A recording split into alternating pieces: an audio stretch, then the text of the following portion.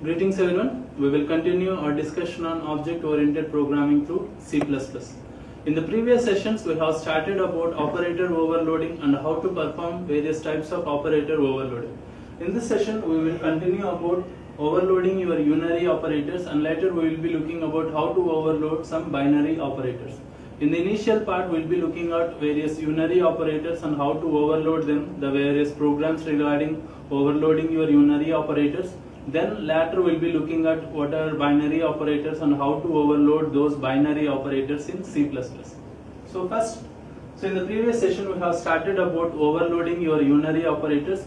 So I think you know the unary operators are those operators which will be having or which will be working on only a single operand, and unary operators like your increment, decrements, unary minus, logical and like this will be having so many unary operators. All those unary operators can be overloaded in C++, and we'll be looking at some of those examples. During overloading of your unary operators, you should understand that you will not be passing any explicit arguments in your operator function. Your operator function doesn't have any explicit arguments. So we'll be looking at these examples. So first, this is an example about overloading your unary minus operator. So initially we are having the same two statements about your C++. Later we have created one class, that is num class, num class, and we have declared one private variable n. We have declared one private variable n.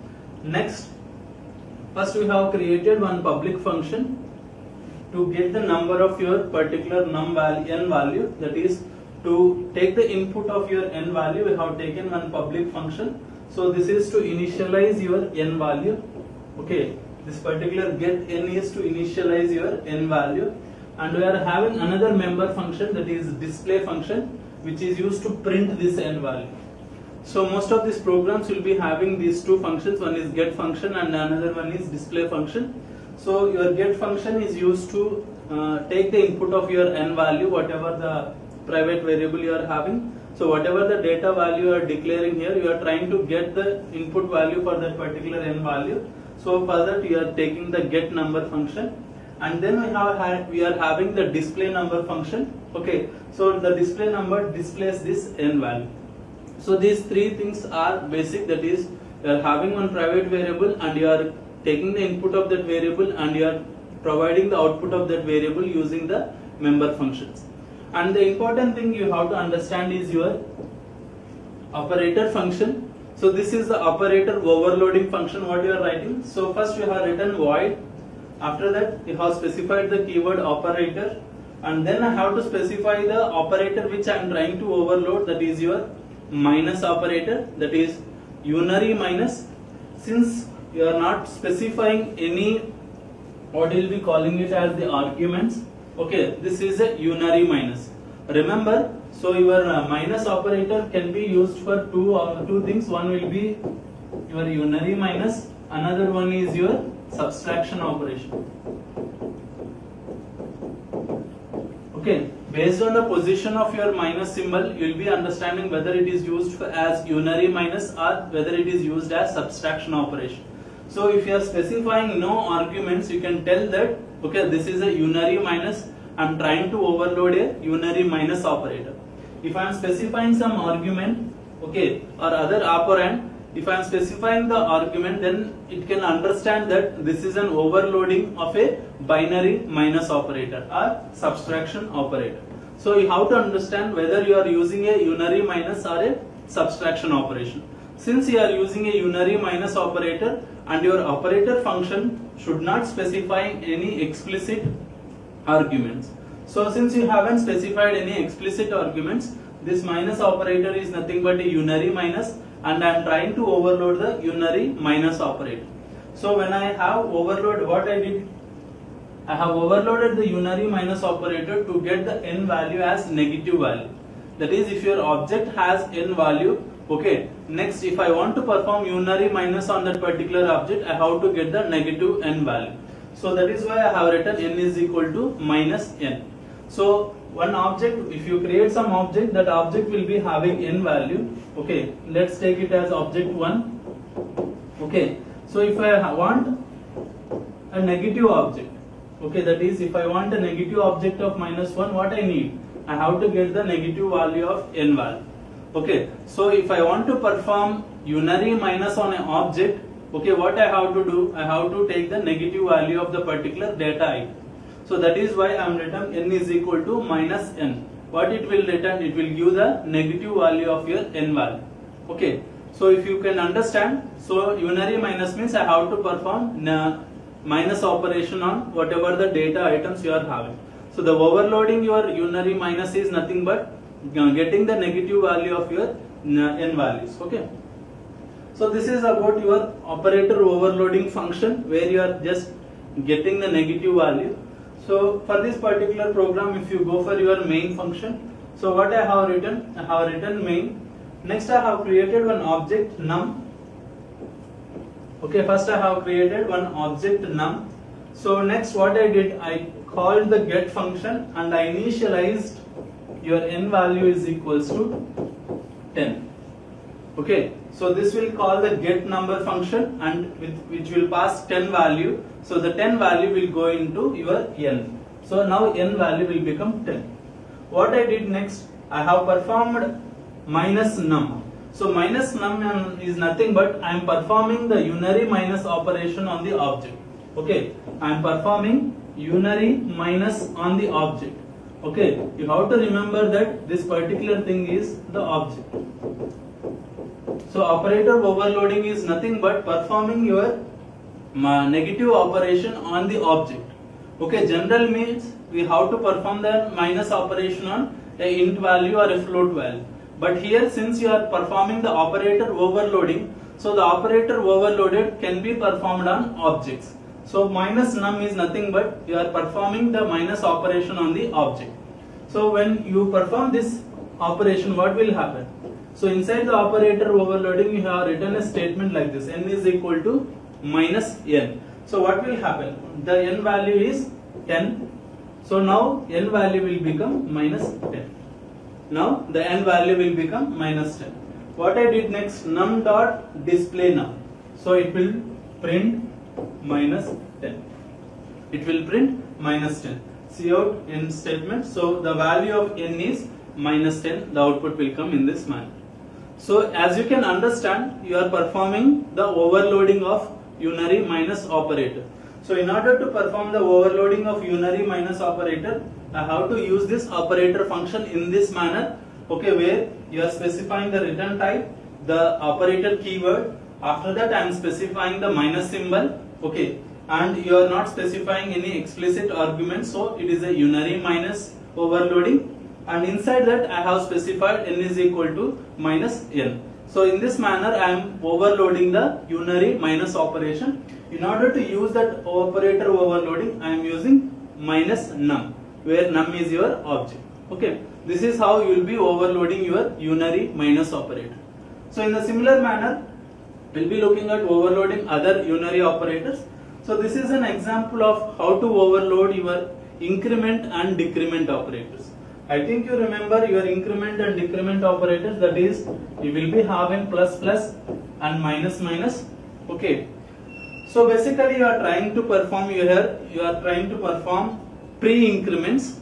Okay, in the next session I will be telling you how to perform the post increments and what is the difference between these two things.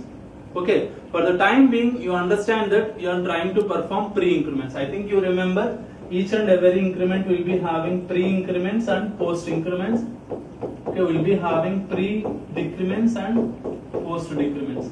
So I think you remember pre-increments means if you perform the increment operation before assignment, and post means a plus plus. This will be pre means minus minus a, post means minus minus a minus. This is how we will be having your pre-increments and post-increments.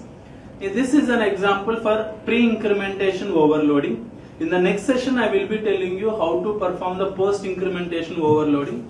Okay, so how you are performing the pre-increment overload. So if as you taken In the previous example like this, same we have taken one num class and you are having n variable. In the similar sense, we are having the two functions. One is display num and get num, that is to get the input value of your n and to display the output value of your n. We are having the same three functions.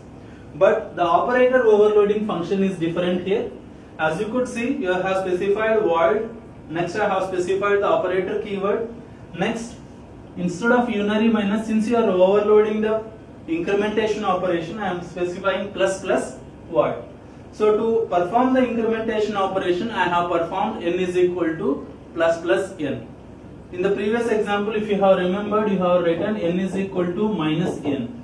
N is equal to minus n is where you are performing negative of your n value. Here I am performing incrementation of your n value. So if I perform incrementation of your n value, it will go into the next thing. In the similar manner, we will be having decrement operator. Okay, you need not have only one operator overloading. You can perform any number of operator overloadings in a single program. Okay, so I have written a void operator, which is a keyword. Then I have written minus minus. Minus minus is the decrement operator. So where I have written n is equal to minus minus n. Okay, this is an operator overloading for your increment operator. This is the operator overloading function for your decrement operators. So you can be having more than one operator overloadings present in the same program.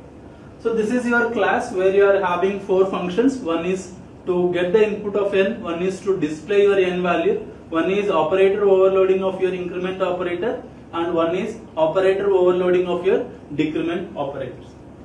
Okay, so for this your particular main function will look like this. So just like your previous example, you have created one object num. Next I have given your input value as 10 by calling the get num function. So now n value will become 10. Okay, n value will become 10. Next what I have done is I have performed plus plus num.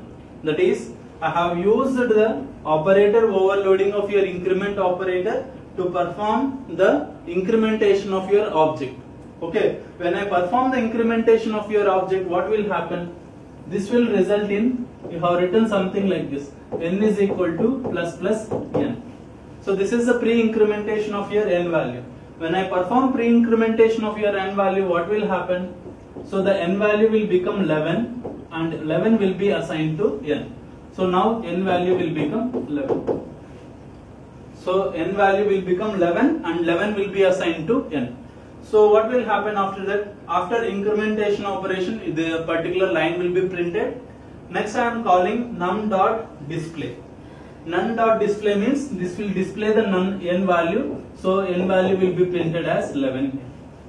Okay, n value will be printed as 11. Next, what I have done? I have decremented the object again. So I have written the operator overloading for decrement as well. So what I have used minus minus num. This is the decrementation of the object num. So now what will happen? You have written for the num value n is equal to minus minus n. For decrementation operator overloading, you have written a statement like this, n is equal to minus minus n. So the current n value is 11. Okay, the current n value is 11. So this will be decremented and n value will become 10. So what will happen? N will become 10 value. N will become 10. So after that I have called the display function. So the display function will print n is equals to 10. So this is how you are going to use your incrementation operation on your object and decrementation operation on your object. So the output will be after increment, okay, value of n is 11. Okay, so here you have printed one display num means after increment this particular statement will be printed and value of n is 11. This particular display num means value of n is 11. This thing will be printed.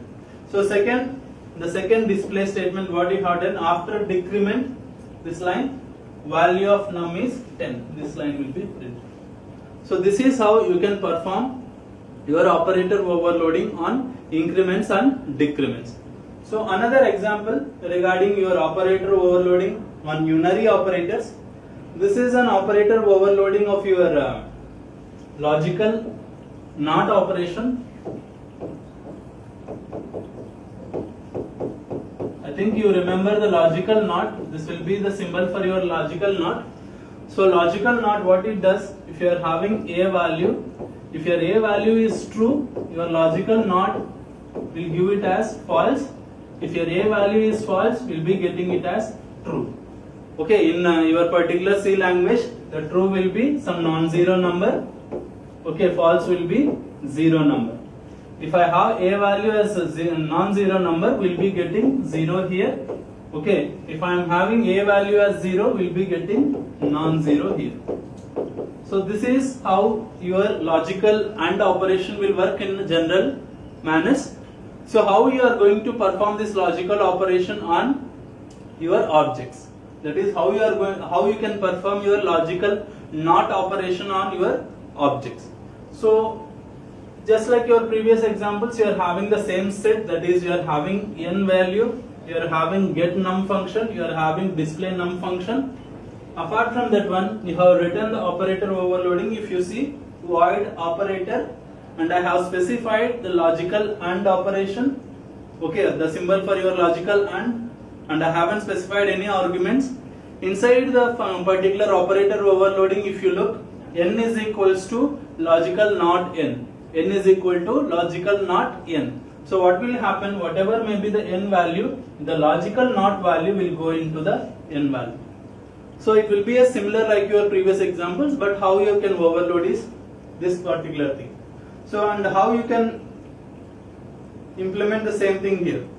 So I have created one object and I have placed your n value is equals to 10. Okay, n value is equals to 10. So that is get num function of 10 means my n value will become 10. Next, before calling operator overloading, this will print here, that is before calling operator overloading, I am displaying, okay, num dot display num. So what will happen? Num dot display num means it will print whatever the n value. So it will print value of n is 10. So n value as 10 it will be printed. N value of 10 is will be printed. Next, what I did, logical NOT num. So logical NOT num means what will happen? You have written something like this in the operator overloading code. N is equals to not n. N is equals to not n. You have written this statement in your operator overloading code. So not n means what will happen? So for now n value is 10. So n value is 10 means what is the 10? 10 is nothing but non-zero number. Non-zero number is nothing but true value. So it will be not true. So not true means what you should get false value. So false value means you should get false value here. False value is nothing but 0. So n value will be 0. Are you understanding? So not n means n value is 10. 10 is nothing but true. So not true means that is false value. False is nothing but 0 in your C++. So n value will become 0. So after that, if you display, that is after calling the operator overloading, if I display the num value, what will happen? After operator overloading, value of n is 0. Okay. In the similar manner, you can have something like this. If I initialize get num is equal to 0, that is if your initial n value is 0. What will happen if I call n is not num? What will happen? Now n is equal to 0 initially. If I have n is equal to not n, okay, so you have to get some non-zero number, so I will be getting n as 1 value. N as 1 value. So either 0 or 1. Okay, but initially you can understand non-zero values are nothing but true values, 0 values are nothing but false values. When I give true value like 10, I will be getting the output as false value. If I give the particular thing as false value, that is 0, I will be getting the output as 1. Okay, so you have to understand how to use your operator overloading on your objects.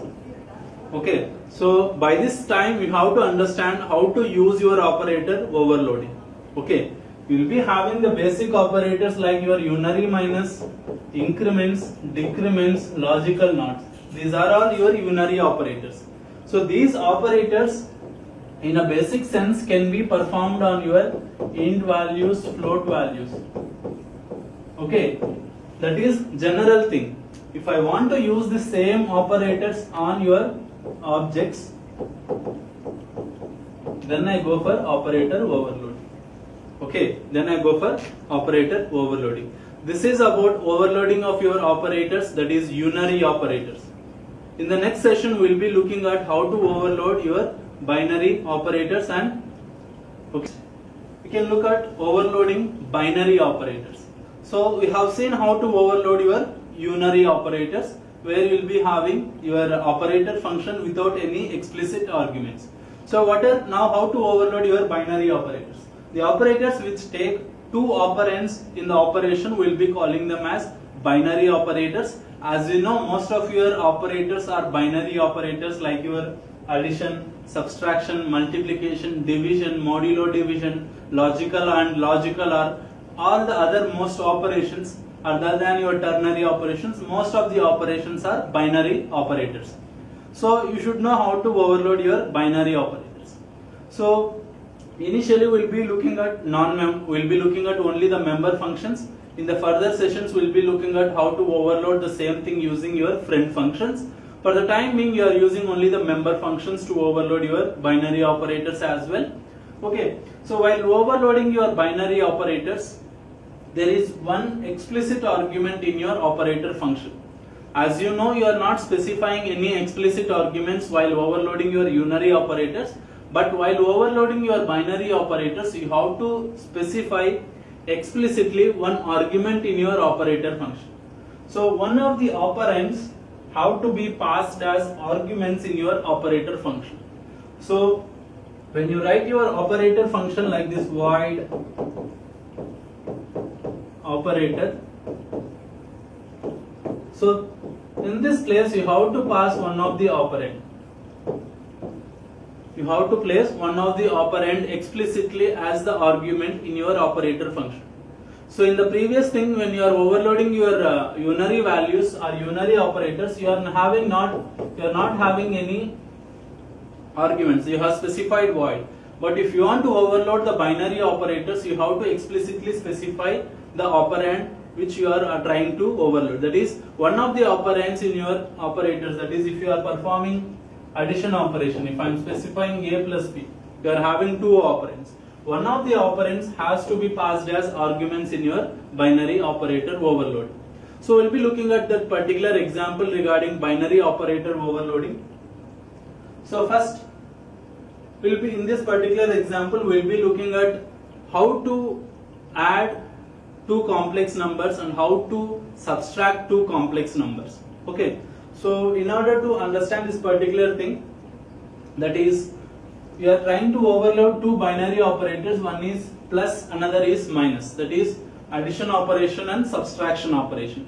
So binary operation, that is, if you want to perform addition of two complex numbers, or if you want to perform the subtraction of two complex numbers, C1 plus C2, C1 minus C2, how you can perform this thing? That is, this is not addition of two general complex numbers and subtraction of two complex numbers. You have to understand that we are trying to add two complex objects and to subtract two complex objects. That is, you are trying to add two complex objects and subtract two complex objects.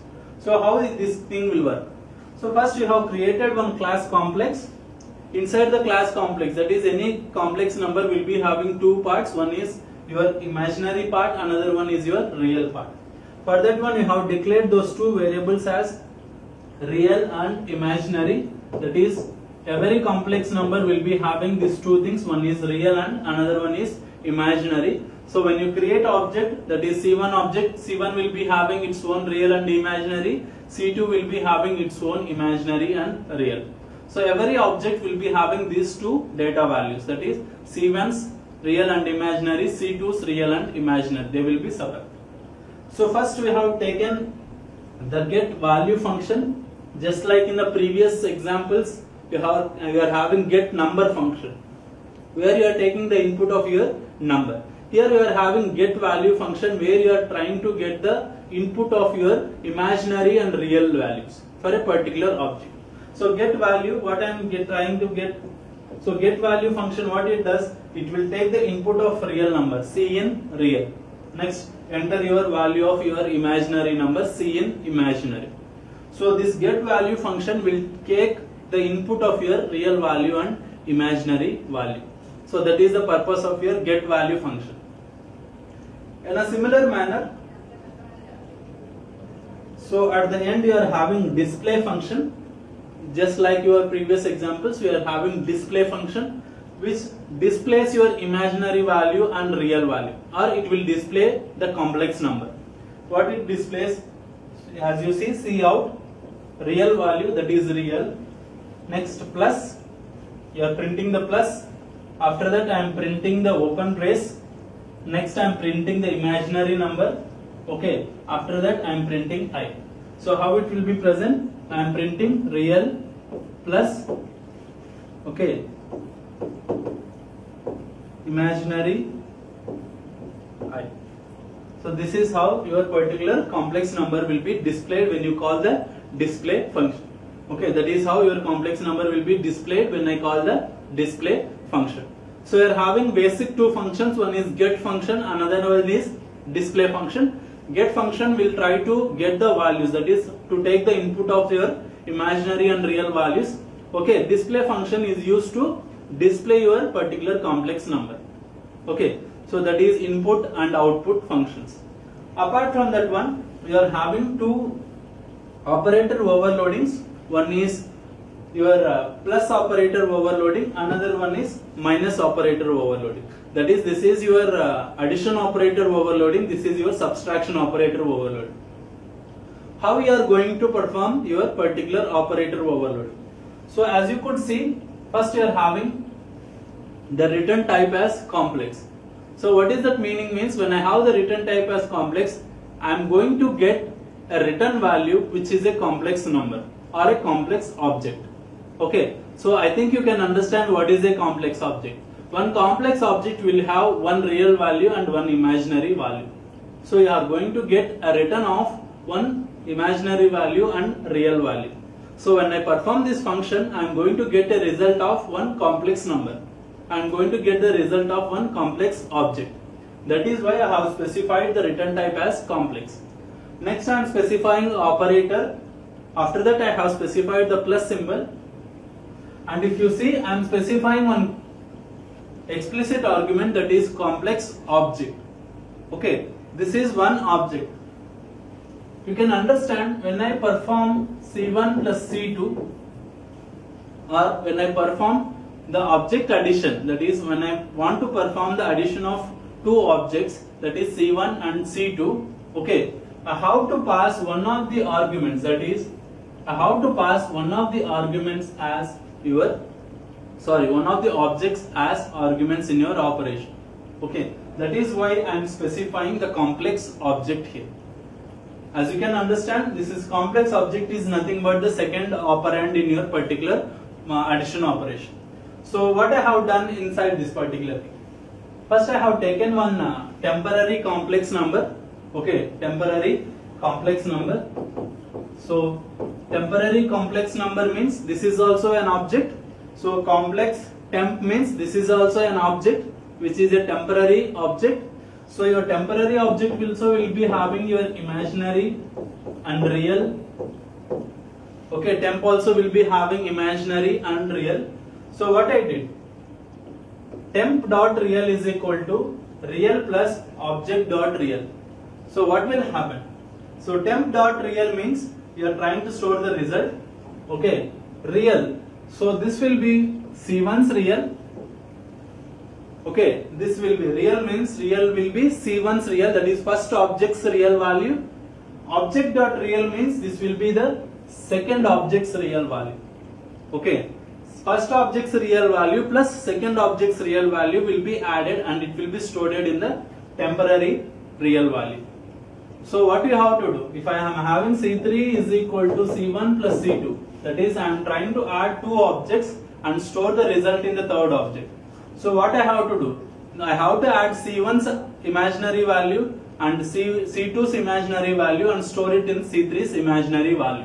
Okay, so in the similar manner what I have done, in the similar manner you have to add C1's real number and C2's real number and store it in C3's real number. So the same thing I have done here. So real means it will be the first object's real value, and object.real means it will be the second object's real value. These two things will be added and it will be stored in the temporary object's real value. Okay.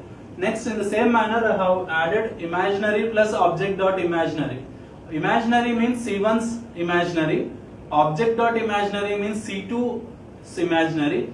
These both will be added and it will be sent to your temporary value. So if you, now I have to return the temp. Return temp means I am returning the one complex number, that is temporary complex number. This temp will go into your C3. Your temp will go into C3. This is how you will be performing your addition operation.